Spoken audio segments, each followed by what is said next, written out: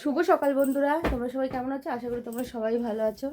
তো চলো দেখাচ্ছি, বাইরে প্রচুর পরিমাণে, মানে কি বলবো, প্রচুর পরিমাণে কুয়াশায় ঢেকে গেছে। উঠেছি অনেকক্ষণ, কিন্তু ভয় ভয় উঠছি না, কুয়াশায় খুব ঠান্ডা লাগবে। দেখো প্রচুর কুয়াশা, মানে এখন তো বোঝা যাচ্ছে না অতটা, কিন্তু ঝিরিঝিরি বৃষ্টির মতো পড়ছে, পুরো কুয়াশায় ঢেকে গেছে। তো আমার বরের খুব ঠান্ডা লেগেছে এই কুয়াশায়, তার জন্য ভয়ে ভয়ে আমি আর উঠিনি। তো এখন উঠেছি, শুয়েছিলাম, ঘুম থেকে অনেকক্ষণ আগে উঠেছি, শুয়েছিলাম। তো এখন সকালের কাজটা করা শুরু করবো। এখন মানে দেরি হয়ে গেছে, এখন ভাত টাত বসাতেও অনেক দেরি হয়ে যাবে। তো তো দেখো আমি কি করি, তোমাদের সঙ্গে সেটা শেয়ার করি। আজকে কিছু জামা কাপড় ভেজাবো, এই কুয়াশার মধ্যে তাও ভেজাবো, কিছু করার নেই, নোংরা হয়েছে।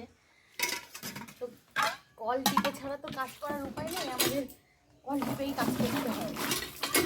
তাই এইগুলো থালা বাসন পরে আছে, থালা বাসনগুলো মাজতে হবে আমাকে। হ্যাঁ বাবা আসছি, দাঁড়াও, এগুলো ভিজিয়ে নি।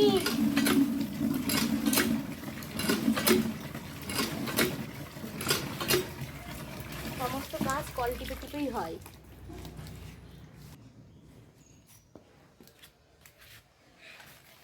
করে 8টা বেজে গেছে, এখন রান্না বাড়া, থালা বাসন মাজা, অনেক কিছু পড়ে আছে। তাড়াতাড়ি করার চেষ্টা করছি, অনেক দেরি হয়ে গেছে।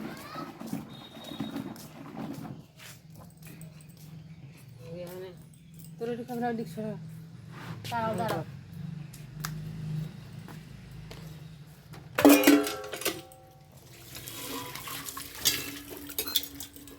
কল টিপা ছাড়া আর কাজ নাই বন্ধুরা।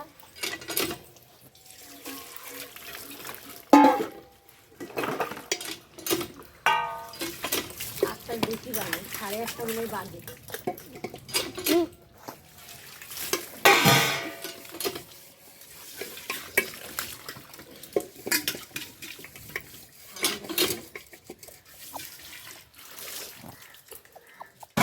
Bakri kutakar, bakri kutakar, bakri kutakar.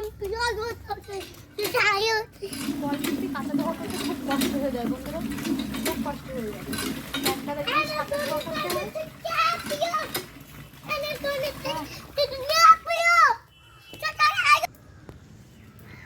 জীবন একদম বেরিয়ে যায়। তুই সরে যা, জল ছিটে লাগবে, সরে যা, তুই সরে যা।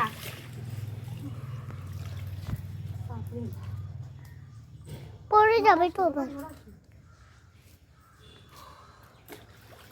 অনেক সকাল উঠেছি, তাও কাজ কমপ্লিট করতে পারলাম না, দেরি হয়ে যাচ্ছে। রান্না বাড়া করতে হবে।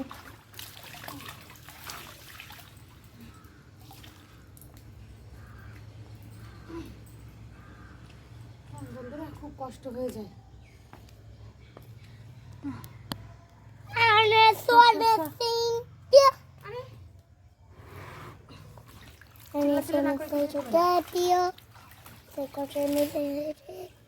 কি করছিস সেগুলো? মার খাবি কিন্তু এখনই তুই আমার কাছে। চলে যা এখান থেকে, চলে যা। মোবাইল বন্ধুরা আবার পরে দেখা হচ্ছে, পরে কথা বলছি। খুব হাঁপিয়ে গেছি, কষ্ট হয় এভাবে।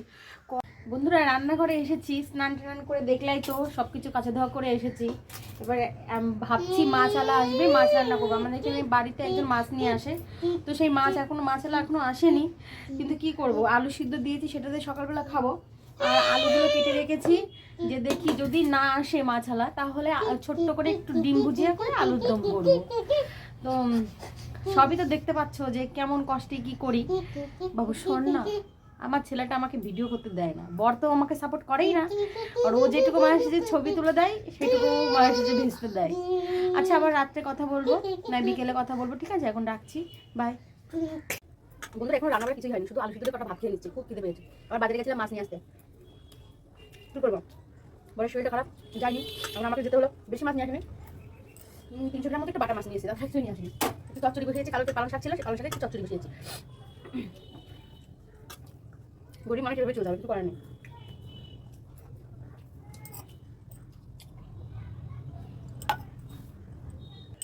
পালং শাকের গোড়াতে চচ্চড়ি রান্না করেছিলাম, সেটা তাড়াতাড়ি করে নামানো হয়ে গেল। আর আমার খাওয়াও কমপ্লিট। এখন মাছের ঝোলটা বসিয়ে দেবো, করে দেখতে থাকো। মাছগুলো তেলে ছেড়েছি বন্ধুরা। বাবা, মাছ ভাজতে আমার বড্ড ভয় লাগে, কারণ মাছ ভাজার তেলটা ছুটছে তো। ভয়ই লাগে। একটু জিরেটাও বেটে নেব।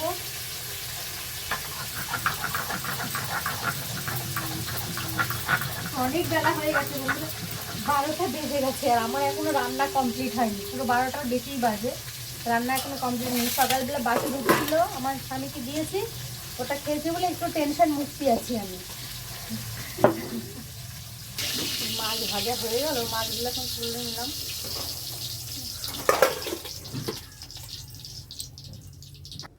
বেগুনটা রান্না করবো তো, তার জন্য একটু বেগুনটা আগে ভেজে নিলে পরে মাছের সঙ্গে বেগুনটা দিলে ভালো লাগে। আগে আগে দিলে বেগুনটা তাড়াতাড়ি নরম হয়ে যায়, অতটা ভালো লাগে না। বেগুনটা ভাজা হয়ে গেছে বন্ধুরা, বেগুনটা এখন তুলে নেবো। আর তোমরা হয়তো ভাবতেই পারো যে আমি এরকম ধরনেরই শুধু ব্লগ দিচ্ছি, মানে নতুন নতুন থেকে কী করবো বলো। রাত্রেবেলা বেশি ব্লগটা আমি করতে পারি না এই কারণের জন্যই, কারণ আমার হাজব্যান্ডের কাছে, মানে আমার স্বামীর কাছে মানে ফোনটা থাকে, আর ও এইসব পছন্দ করে না। আমি অনেকভাবে আমি বুঝিয়ে সুঝিয়ে যেটুকু পারি, কিন্তু ও তো সামনে আসতেই চায় না। তার জন্য আমার অন্যরকম ব্লগটা এখন বাইরেও বেরোতে পারি না, মানে বাইরে সেরকম ওরা মানে বেরোতে দেয় না, এর জন্য পারিও না, বুঝেছো। তা আমি এরকম ধরনের ব্লগ হয়তো এখন দেবো, পরবর্তীতে চেষ্টা করবো একটু ভালো দেওয়ার জন্য। তো যখন বেগুনটা ভাজা হয়েই গেছে, এখন একটু আলুটা ভেজে শুরু করবো, এবং আলুগুলো দিয়ে দিই, ভালো হয়ে যাবে।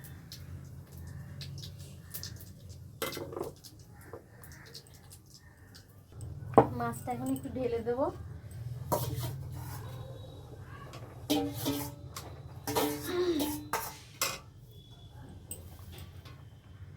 তরকারিটা এবার ঢালবো, সারাদিনের সুফল এই তরকারি।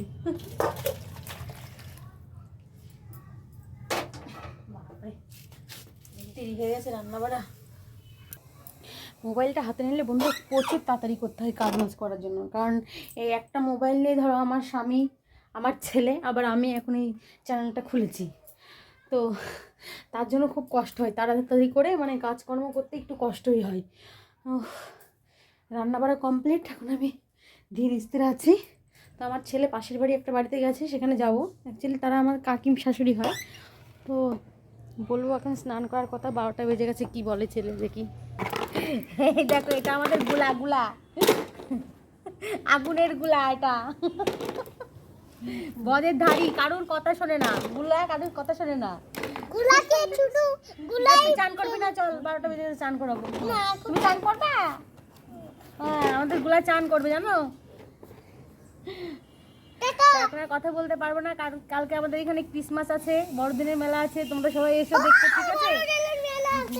তো আমাদের গোলাকে কেমন লেগেছে একটু লাইক কমেন্ট শেয়ার ও সাবস্ক্রাইব করে দিও, এই কারণের জন্য, কারণ এখন আর আমি কথা বলতে পারছি না, ফোনটা এখন অন্যের হাতে চলে যাবে।